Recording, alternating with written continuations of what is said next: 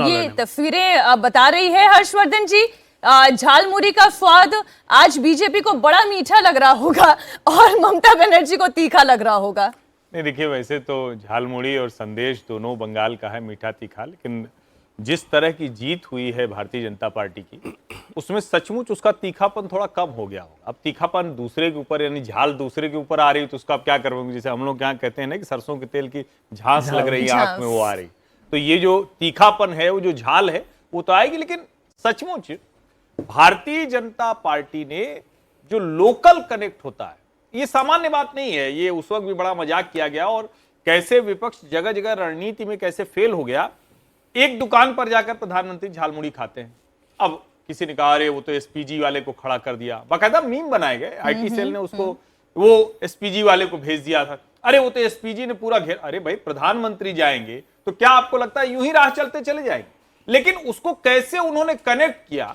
एक और जो मसला था जो गंभीर था, वो भारतीय जनता पार्टी ने जिस तरह से किया वो भी कमाल है कि भाई मछली खाओगे कि नहीं खाओ, खाने दोगे कि नहीं दोगे। अब भारतीय जनता पार्टी जो देश के दूसरे हिस्सों में दूसरी तरह से बर्ताव करती है, मंगलवार के दिन अनुराग ठाकुर मछली खाने बैठ गए, मनोज तिवारी तो मान लीजिए कि ये सब। हिमंता जी तो कह रहे थे कि 1 किलो मछली खाऊंगा मैं, यही बंगाल में आके खाऊंगा मछली भात खाकर। कोई दिक्कत नहीं हो तो असम पूर्वोत्तर के राज्य हैं, वहां कोई उस तरह की समस्या नहीं है। हाँ। लेकिन जो एक ओवरऑल जो पैन इंडिया जो बीजेपी की छवि है, और फिर जब आप बंगाल में लड़ने जाते हैं, और शायद ये भी समझने की बात है कि कांग्रेस कैसे देश के अलग अलग हिस्सों से गायब होती गई।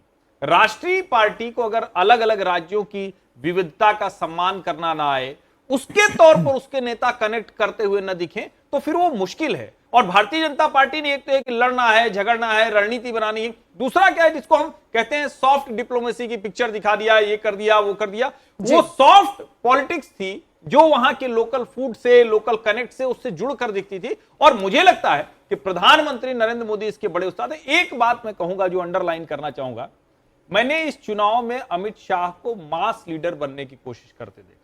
अब पता नहीं, हो सकता है कि मैं थोड़ा ज्यादा रीड कर रहा हूं, लेकिन जिस तरह से इस चुनाव में अमित शाह वहां 15 दिन कैंप किए, वो अलग बात है, वो सब कुछ, लेकिन एक मास लीडर वाली जो कोशिश है वो अमित शाह करते हुए दिखे। वो जगह जगह जिस तरह से बात कर रहे थे, बच्चे से मिल लेना, उसके बीच में जाके उतर के उनके सोशल मीडिया से किसी को जवाब दिया जाना। किसी लड़की ने ट्वीट किया कि अरे कितनी देर में पहुंचेंगे, आपका अभी तक जुलूस नहीं पहुंचा है। उन्होंने कहा 10 मिनट में पहुंचता हूं, अभी थोड़ा रह गया।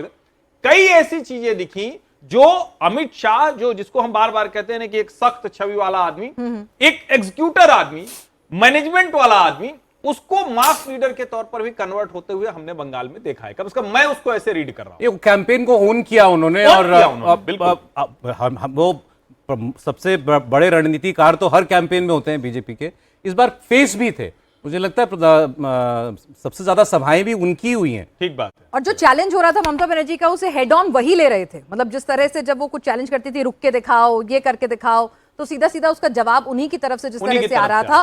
और एक तरह से उन्होंने जो डेरा डाला वहां पर, उसका कहते हैं कि उसने बहुत बड़ा मोटिवेशन का, भय को दूर करने का जो काम किया, कि वो रात रात भर अपने पोलिंग एजेंट्स के साथ, बूथ पर कार्यकर्ताओं के साथ जो मुलाकात करते रहे, उसने बहुत ज्यादा मोटिवेट किया और एक मैसेजिंग बहुत। मुझे लगता है कि स्ट्रेटजी जो है बीजेपी की बहुत अच्छी काम की है। नेचुरली अमित शाह उसके लिए जिम्मेदार हैं, प्रधानमंत्री नरेंद्र मोदी उसके लिए जिम्मेदार हैं, लेकिन अपने लोकल नेताओं को आगे बढ़ाना, उन पर विश्वास जताना।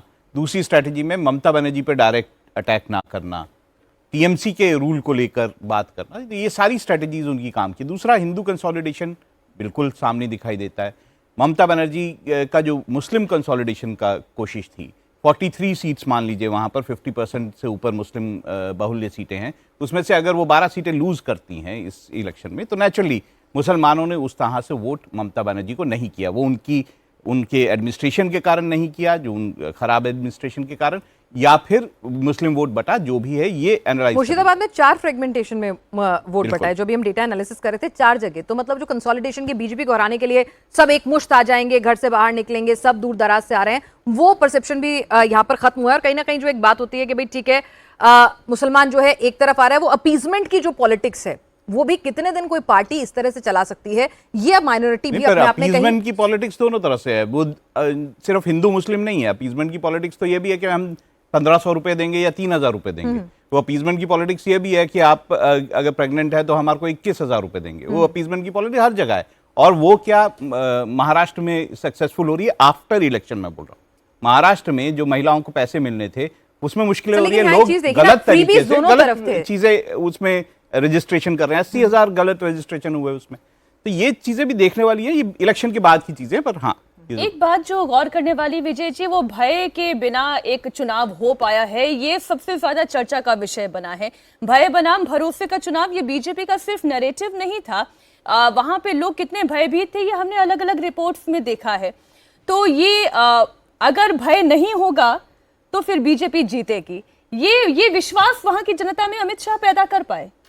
भय मेरे ख्याल से इस पूरे इलेक्शन का कॉइन वर्ड है, मेन वर्ड है, और उसको भरोसे में बदल देना कि भय खत्म होगा, इसका भरोसा हो, ये उनके लिए बड़ी जीत का कारण बना। बहुत सारे कारण होंगे लेकिन भय, क्योंकि पूरे इलेक्शंस में और पूरे बंगाल की पॉलिटिक्स में हम लोग बार बार चर्चा भी करते रहते हैं कि भाई इलेक्टोरल वायलेंस, पॉलिटिकल वायलेंस वहाँ का बड़ा है, और इस बार उन्होंने उस नर्व पर हाथ रखा है कि जो डर है उस डर को हम खत्म करेंगे, ये हम पर भरोसा कीजिए।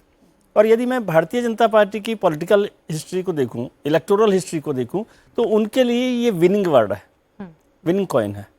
आप 2017 का चुनाव देखिए उत्तर प्रदेश का, उसका भी जो कॉइन था वो था भय था कि अखिलेश यादव की गुंडा सरकार, गुंडों का राज खत्म होगा, लड़कियां रात को आराम से निकल पाएंगी, आपका खत्म होगा, ये सारा काम होगा।